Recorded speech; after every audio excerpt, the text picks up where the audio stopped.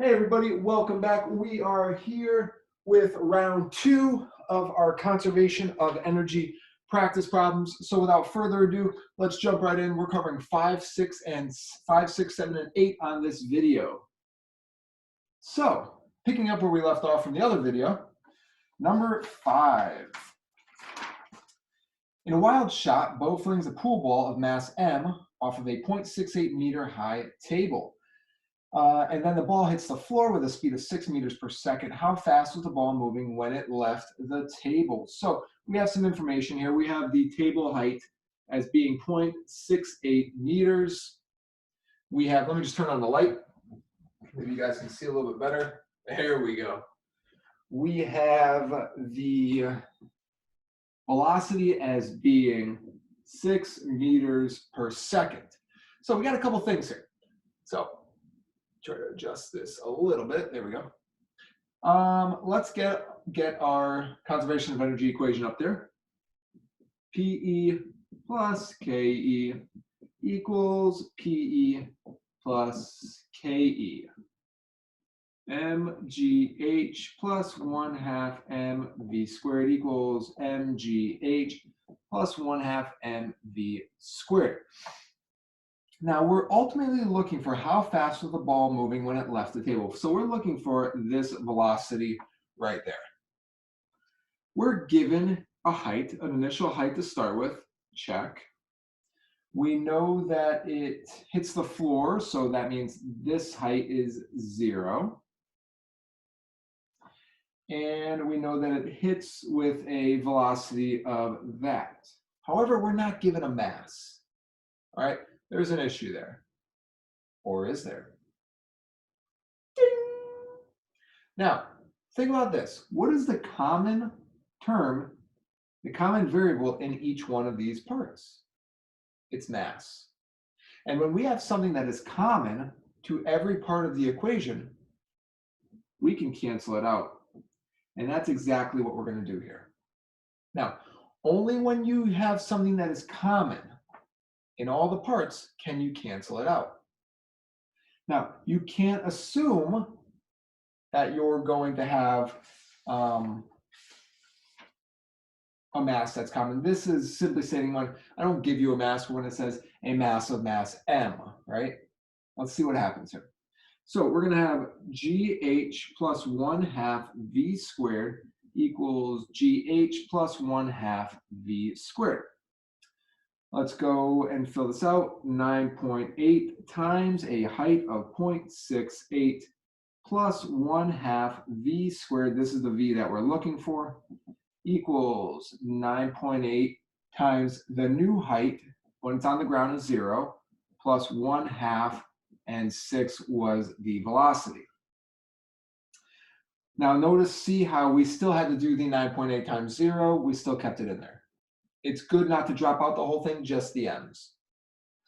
Continuing on, we see that this is 6.664 plus 1/2 V squared equals 0, plus 6 times 6 is 36, half of that is 18. We need to subtract over the 6.664, and then we get 1/2 V squared as equaling 11.336. We divide by the 1/2, which is really like multiplying by 2. We get V squared as equaling 22.672. And then again, how do we undo the square? We do the square root that. V is equal to 4.76 meters per second. There we go. All right, not too bad, right? Okay. Let me try and take care of this glare right here. I think what we're going to do is this turn off. Does that help us with the glare a little bit? Yeah, a little bit. Excellent. All right, guys, so pause that if you need it. Otherwise, let's move on to number 5. This is a prime example of where we can cross out that M. We could do it in other problems. Me personally, I like to keep the M because it makes me use every single part of the equation. However, you can, as long as you remember to also include everything that's left over. All right. So let's take a look at number 6 now. All right, so number 6, let's erase this up here. We'll leave our conservation of energy equation right there. Number 6, a 500 kilogram pig. So the mass is 500 kilograms. Is standing atop a muddy hill on a rainy day. So he's just standing there, 0 velocity, right? The hill is 100 meters long. So just a quick drawing. So here is the hill, right? The hill is 100 meters long, and it has a vertical drop of 30 meters. Now, which one in this case is the height? That's right, it's the 30. The 100 is just extraneous information. In fact, we don't even need it, okay? We're just thrown in there to kind of mess with you. What's the pig speed at the bottom of the hill? So that's what we're looking at down there. So let's get all this out of there. Let's put that little piece of information up here. The height is 30 meters. And let's fill out our conservation of energy equation. MGH plus 1/2 mv squared equals MGH plus 1/2 mv squared. 500 times 9.8 times an initial height of 30 plus 1/2, oh, sorry. He's just standing there, so his velocity is 0. Equals, he's at the bottom of the hill, so that is now 0 because the h is 0. Plus 1/2 500 v squared. This is a very nice problem, right? It's a complete transfer from potential energy all the way to kinetic energy.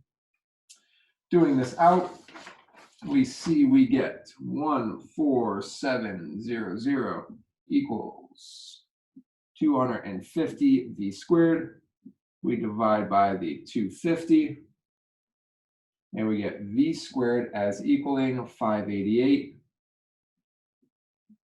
And we square root that, like always. V equals 24.24 meters per second. That piggy is moving down that hill on a rainy day.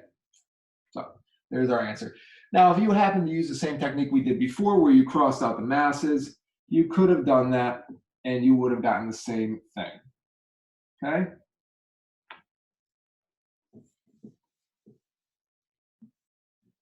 All right, guys, almost done. We have 7 to roll into and then 8, and that is it.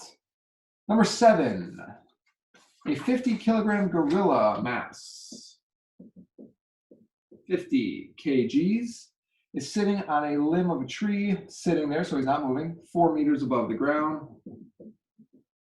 4 meters above the ground, the gorilla jumps down from the tree limb to the ground.